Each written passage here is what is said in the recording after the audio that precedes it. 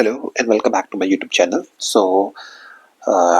कल हमने fluids in motion को कवर कर लिया था। Today we gonna start with the next chapter from the properties of bulk matter, that is gonna be our thermal properties of matter. We are already done with hydrostatics, we are already done with solids, we are already done with fluid dynamics and today we gonna start with thermal properties of matter. So before we start this chapter मैं आपको फिर से वही चीज repeat करना चाहूंगा कि make sure आप साथ में रहें। अभी 2-3 दिन वीडियोस छोटे बनेंगे बिकॉज टॉपिक्स बहुत कम है, छोटा सिलेबस है। थर्मल प्रॉपर्टीज ऑफ मैटर का तो एटलीस्ट बहुत ही छोटा सिलेबस है, तो उसमें हो सकता है कि आपका 1 या 2 मतलब कितना ही हो जाएगा, 10 ज़्यादा 15 20 25 मिनट का वीडियो बनेगा। बट मेक श्योर चलिए जो भी होता है जितनी भी देर का बनता है, द ओनली रीजन मैं चैप्टर्स को क्लब नहीं कर रहा हूँ as I previously mention, so that you have some time for revision. Okay, ऐसा नहीं है कि अगर एक दिन में मैं सब कुछ करवा दूँ तो आपको रिवीजन का टाइम नहीं मिलेगा। This way you will be having some time, for revision. So if you are done with thermal dynamics, so let's just say you have completed thermal properties of matter today, so you should start with some previous chapters. Let's just say you start with laws of motion and start doing some questions, so this way you can revise also. Okay, जैसे जैसे आपके chapters आगे बढ़ते जा रहे हैं, make sure you revise the subjects. Okay, so इस चीज के लिए हो जाएगा थर्मल प्रॉपर्टीज के साथ अभी पहले चैप्टर रिवाइज कर सकते हैं। ठीक है, so before we start let's just start our ritual is like कि हमें पहले क्या करना, सिलेबस को देखना पड़ता है कि चैप्टर में आएगा क्या। सो पहली चीज हमें करनी है वो heat, then we have to go with temperature, then thermal expansion, specific heat capacity, calorimetry and the change in state and latent heat. Okay, that's done. ठीक है, सो चलिए शुरू करते हैं, आज का चैप्टर शुरू करते हैं। फिर इस चैप्टर में कुछ खास है नहीं, but we gonna start with this chapter. So ठीक है, पहला टॉपिक है आपके पास। पहला टॉपिक जो है वो है आपका हीट। पहला टॉपिक जो हम स्टडी करने वाले हैं वो है हीट। ठीक है, अब देखिए इस चैप्टर से मैं आपको एक चीज क्लैरिटी से बता दूं, इस चैप्टर से अगर एक क्वेश्चन आएगा वो आएगा न्यूमेरिकल बेस। अगर आया तो वो होगा मोस्टली टेम्परेचर कन्वर्जन होता है, या 2 डिफरेंट टेम्परेचर से रिलेटेड कोई क्वेश्चन आता है, स्पेसिफिक हीट पे आएगा, या थ्योरेटिकल क्वेश्चन आएगा। बाकी इस चैप्टर से किसी तरह का क्वेश्चन नहीं बनता है। ठीक है, चलिए क्वेश्चन को शुरू करते हैं। पहले हम पढ़ते हैं हीट के बारे में पढ़ते हैं। देखिए हीट होती क्या है, याद रखिएगा हीट एक फॉर्म है, किस चीज की, एनर्जी की फॉर्म है जो प्रोड्यूस करती है सेंसेशन ऑफ वार्मथ, जिससे आपको गर्माइश का एहसास होता है, उसे हम हीट कहते हैं। अब पहले बात करेंगे कि हीट की जनरेशन होती कैसे। देखिए कोई भी बॉडी होती है उसमें एटम्स एंड मॉलिक्यूल्स से वो मिलकर बनी होती है। ठीक है, जो मॉलिक्यूल्स होते हैं उसके वो क्या होते हैं, वो depending on the nature, depending upon the temperature and the nature of the substance, वो है ना तरह तरह की काइनेटिक एनर्जी को पोजेस कर सकता है, डिफरेंट डिफरेंट तरह की मोशन को पोजेस कर सकता है, ट्रांसलेशनल, वाइब्रेशनल एंड रोटेशनल। ठीक है, हीट तो समझ के आप क्या होता है, sensation of warmth is of nothing but the form of energy that produces sensation of W warmth। I hope ये बात को क्लियर हुई। अब मैंने क्या कहा, मॉलिक्यूल के पास या कोई सब्सटेंस के पास depending on its nature and temperature वो कुछ डिफरेंट तरह की मोशंस को शो कर सकता है। फॉर एग्जांपल वो ट्रांसलेशनल मोशन शो करता है, ट्रांसलेशनल हो सकता है, रोटेशनल हो सकता है,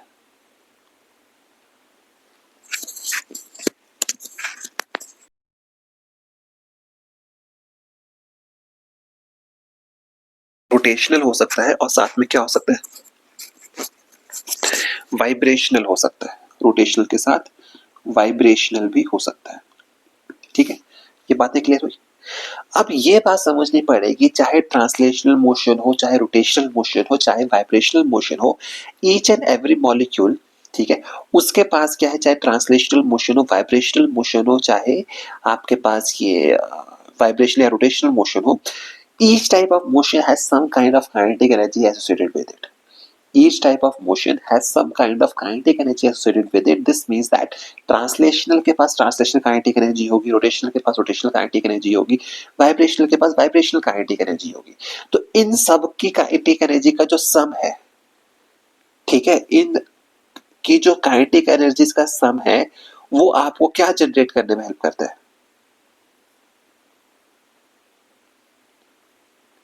वो क्या जनरेट करने में हेल्प करता है, आपको हीट को जनरेट करने में हेल्प करता है।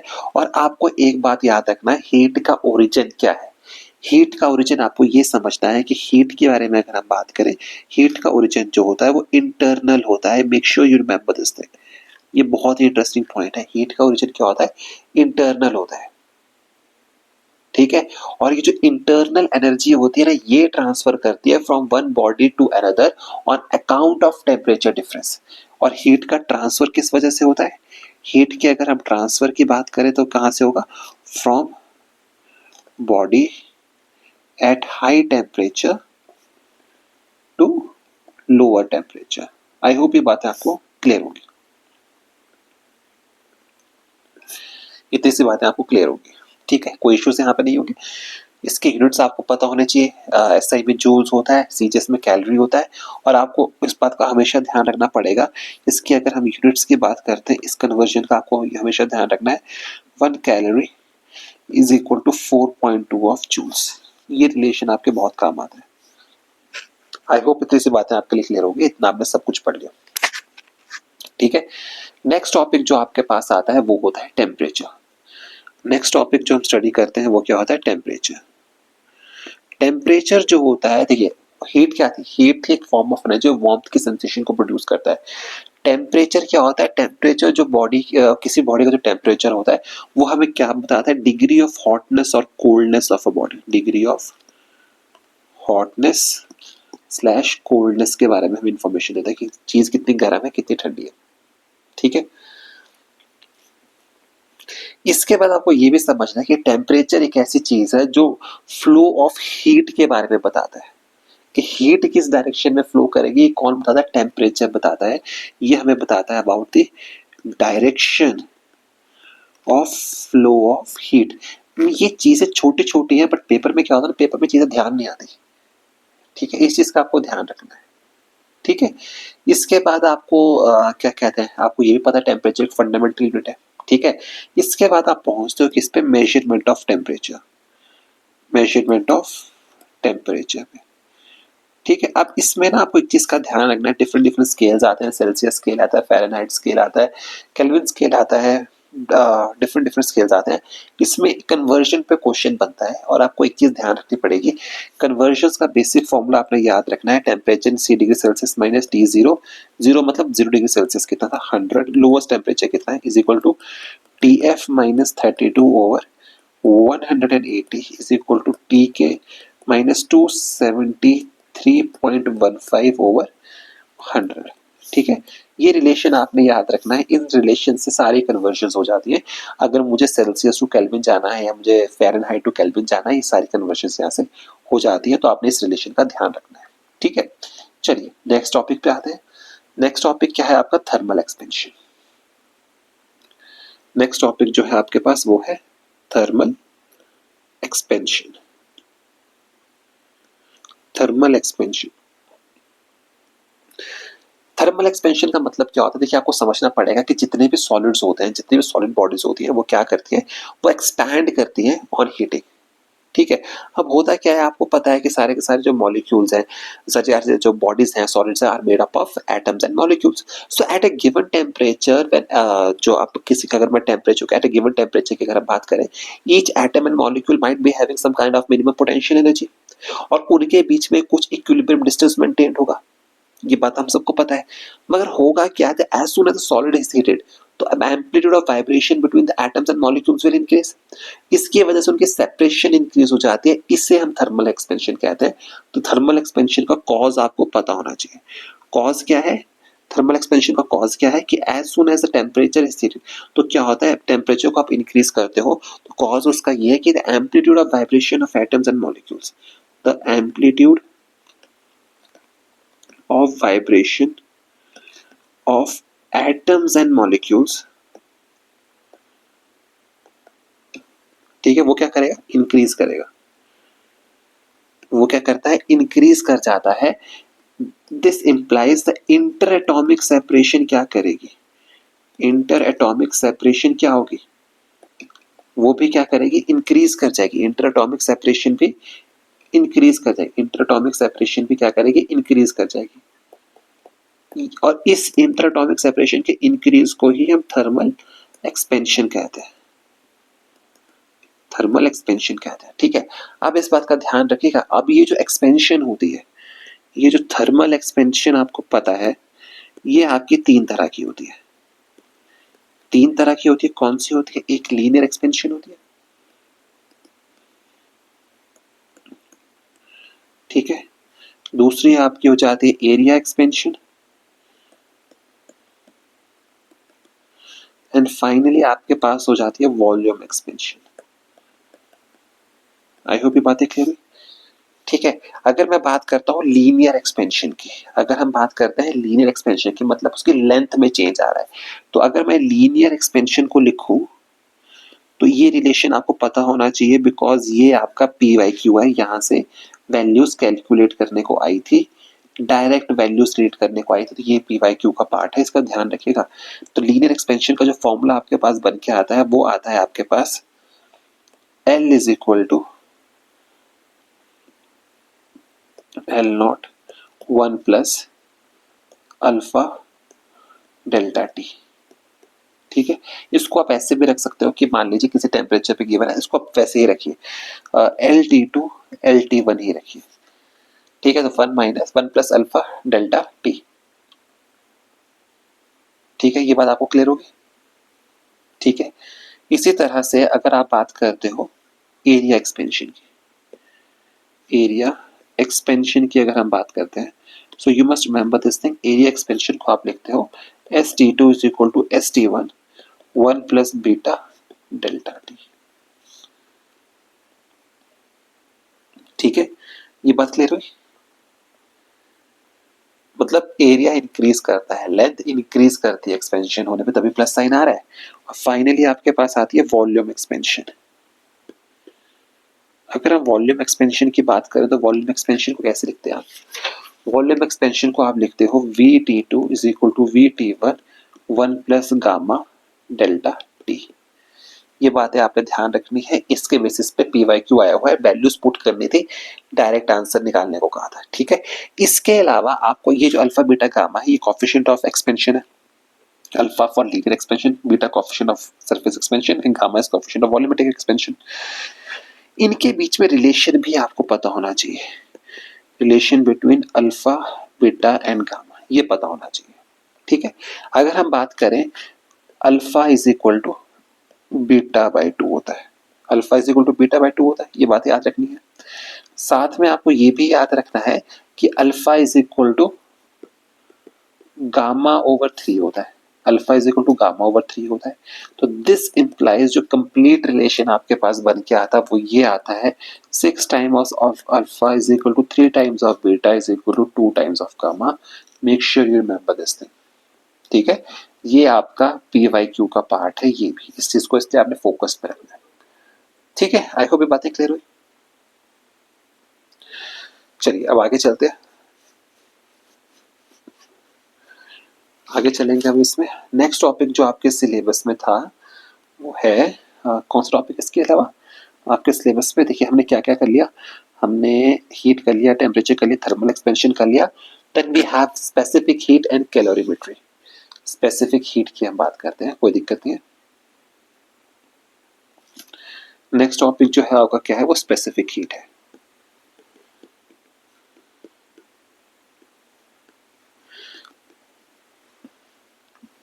स्पेसिफिक हीट की अगर हम बात करते हैं तो आपको ये पता होना चाहिए स्पेसिफिक हीट को हम डिफाइन कैसे करते हैं।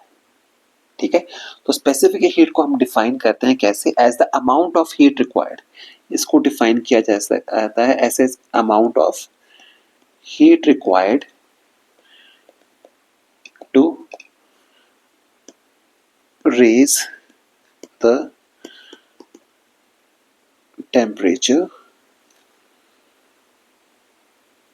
of a unit mass by a unit degree। ठीक है, अमाउंट ऑफ हीट की रिक्वायरमेंट की बात हो रही है।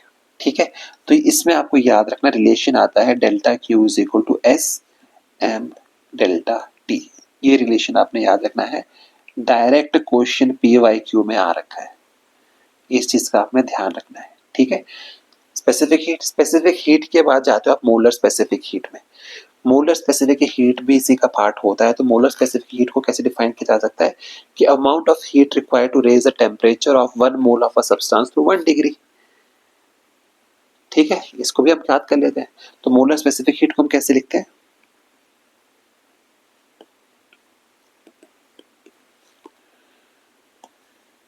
तो मोलर स्पेसिफिक हीट को हम लिखते हैं the amount of heat required is the amount of heat required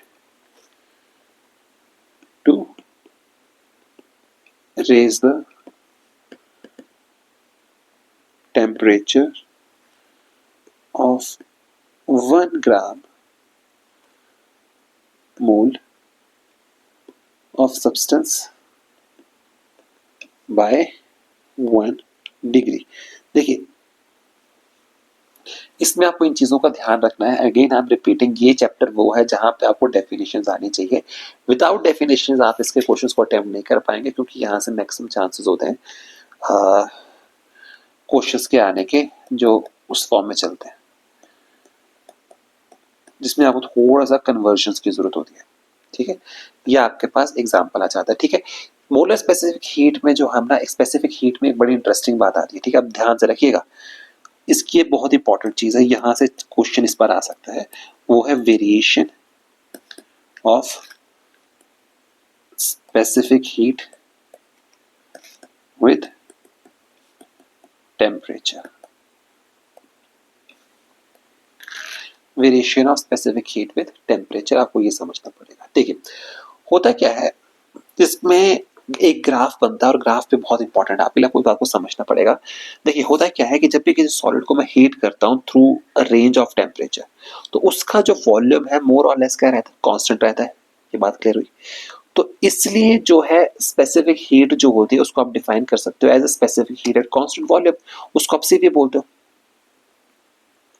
ठीक है, हाँ, इस बात क्लियर होगी? ठीक है, तो आप समझना कि जब वेरिएशन होती है किसकी, स्पेसिफिक हीट की, सीवी की वेरिएशन होती है विद टाइम टी, तो आपको ये समझ आता है कि at T is equal to 0 kelvin पे सीवी की वैल्यू क्या होती है, 0। बट जैसे जैसे टेम्परेचर बढ़ता है, तो टेम्परेचर बढ़ने के बाद एक सिचुएशन ऐसी आती है जहां पे जाके सीवी की वैल्यू कांस्टेंट हो जाती है। वो कितनी हो जाती है, 3R। ठीक है, और ये हर टेम्परेचर जो होता है ना, ये हर उसकी कैरेक्टरिस्टिक होती है। तो क्लासिकल थ्योरी इस चीज को एक्सप्लेन नहीं कर पाई थी। इसको एक्सप्लेन करने के लिए बाद में डिबाय ने इस थ्योरी को एक्सप्लेन किया था on the basis of Planck's quantum theory.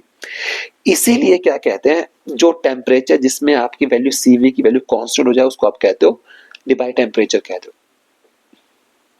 और मोस्ट सब चीजों के लिए ये जो टेम्परेचर होता है क्लोज टू रूम टेम्परेचर होता है। ठीक है, इसको हमने सब समझ आया, मैंने क्या कहा? समझ नहीं आया कोई दिक्कत नहीं, इसको वापस रिपीट करता हूं। पहले आप इस ग्राफ को देखिए। ठीक है, पहले इस ग्राफ को हम देखते हैं, नोटिस करते हैं। अगर हम इस ग्राफ को बहुत ध्यान से देखें तो आपको यह पता लगता है कि सीवी कर्व जो होता है कुछ इस फॉर्म में आपको देखने को मिलता है, सीवी विद टेम्परेचर टी। ठीक है, सीवी की वैल्यू जो है आपको याद रखना है, at T is equal to 0 kelvin पे सीवी की वैल्यू क्या होती है, 0।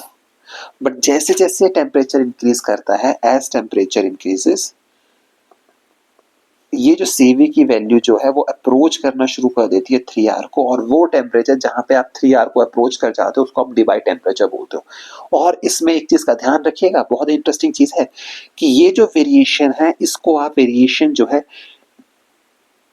कैन नॉट बी एक्सप्लेन्ड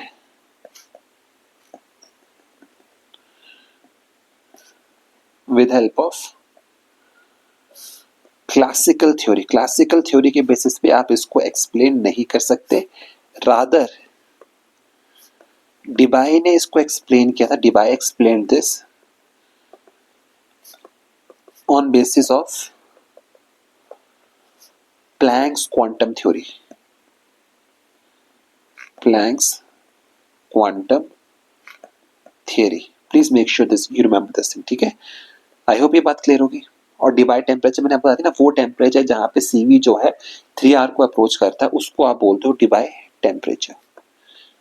ठीक है, और Debye temperature for most material क्या होता है, इज नियर रूम टेम्परेचर होता है। प्लीज मेक श्योर आप इन पॉइंट्स को अपने नोट्स में नोट कर लें। ठीक है, चलिए नेक्स्ट क्वेश्चन पे चलते हैं। स्पेसिफिक हीट आपको वाटर की पता ही है क्या होती है, ठीक है। अच्छा चलिए, वाटर की स्पेसिफिक हीट की अगर हम बात करते हैं, स्पेसिफिक हीट आपका सिलेबस में है तो इसमें ना ये उसका सब टॉपिक बन जाता है, वाटर स्पेसिफिक हीट। इसका जो कर्व आपको देखने को मिलता है वो कुछ इस तरह से देखने को मिलता है, तो इस चीज का आपने ध्यान रखना है। ये कर्व्स आपके लिए बहुत इंपॉर्टेंट है, पेपर में डायरेक्टली पूछे जा सकते हैं। ठीक है, तो ये क्या है आपकी स्पेसिफिक हीट इस तरफ, और ये क्या है टेम्परेचर आपका इस तरफ। वेरिएशन इसमें इस तरह की मिलती है। इसकी स्पेसिफिक वाटर की जो स्पेसिफिक हीट होती है ना बहुत ज्यादा होती है। ठीक है, वाटर की स्पेसिफिक हीट ज्यादा होती है, इस बात का मतलब क्या है? इस बात का मतलब ये है कि वाटर को गर्म करने में ज्यादा टाइम लगता है मगर उसको ठंडा होने में भी ज्यादा टाइम लगता है, इसलिए हम वाटर बॉटल्स के अंदर गर्म पानी को यूज करते हैं। आई होप इतनी सी बात आपके लिए क्लियर हो चुकी होंगी। ठीक है, इसके बाद आता है आपका ऑलमोस्ट लास्ट टॉपिक है, शायद इसके बाद एक टॉपिक आपका और बचता है, कैलोरीमेट्री बचता है, इसके बाद एंड लेटेंट हीट बचता है, and after that your chapter is over. Okay, so let's just start with change of state. Change of state, अब देखिए मैं आपको यहां से एक बात बता दूं, चेंज ऑफ स्टेट पे समझना, जो आपको क्वेश्चंस पूछे जाएंगे वो यहां से न्यूमेरिकल बहुत अच्छा बनता है। सारे कॉन्सेप्ट पहले वाले लगेंगे बट न्यूमेरिकल इसके बेसिस पे सॉल्व होगा। Assertion and reason and conceptual, तीनों तरह का क्वेश्चन बनता है, बट यहाँ से न्यूमेरिकल बहुत अच्छा बनता है, तो न्यूमेरिकल आने की प्रोबेबिलिटी चेंज ऑफ स्टेट पे ज्यादा होती है। आप समझ पा रहे होंगे आई होप। ठीक है, तो चलिए इसको कंटिन्यू करते हैं। ठीक है, चेंज ऑफ स्टेट को समझने के लिए ना आप देखिए, आपको एक चीज समझनी पड़ेगी। देखिए आपके दो चेंज ऑफ स्टेट तो बहुत तरह के होते हैं, बट टेक्निकली जो होते हैं ना, आप उसको क्या कहते हैं, उसे दो तरह के changes of states of matter के आपको देखने पड़ते हैं जो कॉमन होते हैं। एक होता है जब सॉलिड से लिक्विड या लिक्विड से सॉलिड जाते हो, या आप लिक्विड से गैस या गैस से लिक्विड आते हो। ठीक है, जब भी स्टेट का चेंज होता है तो क्या होता है, हीट का एक्सचेंज होता है। ठीक है, अब देखिए, अब इसको समझने के लिए, हीट के एक्सचेंज को समझने के लिए आप एक सिंपल सा एग्जांपल लीजिए। आपने क्या किया, एक कंटेनर लिया, उस कंटेनर के अंदर आपने आइस डाल दी और हम कोशिश कर रहे हैं उस आइस को मेल्ट करवाएं। ठीक है, हम ये एक्सपेरिमेंटली देखते हैं, जब आइस जब मेल्ट करती है उसको, जब उसमें हमने थोड़ा सा पानी डाला और आइस ने मेल्ट किया, हमने क्या किया, उसको स्टर करना शुरू किया और हमने हर एक एक मिनट के बाद टेम्परेचर को नोट करना शुरू किया।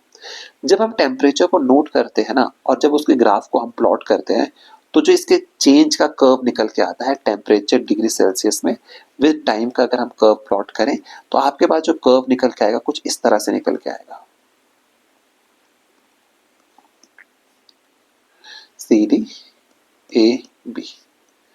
और यही कर्व अगर हम उसी सब्सटेंस के लिए स्पेसिफिक हीट के साथ प्लॉट करें, किसके साथ प्लॉट करें, यही कर्व अगर हम उसका हीट एनर्जी के साथ प्लॉट करें, हीट प्लस टेम्परेचर के साथ प्लॉट करें, तो यही कर्व आपका कुछ इस तरह से आपको देखने को मिलता है। अब देखिए हुआ क्या, अब इस बात को समझते हैं। अब क्वेश्चन कहाँ से बनता है, वो इस तरह से बनता है, वो आपको बोलेगा आपने आइस लिया, आइस को मेल्ट करवाना शुरू किया, आपसे पूछेगा कितनी आइस, कितनी एनर्जी की रिक्वायरमेंट होगी कि मुझे आइस जो 0 डिग्री सेल्सियस पे उसको कन्वर्ट करना है वाटर एट 100 डिग्री सेल्सियस पे, या गैस एट 100 डिग्री सेल्सियस। तो कैसे होगा, देखिए समझिए इस बात को।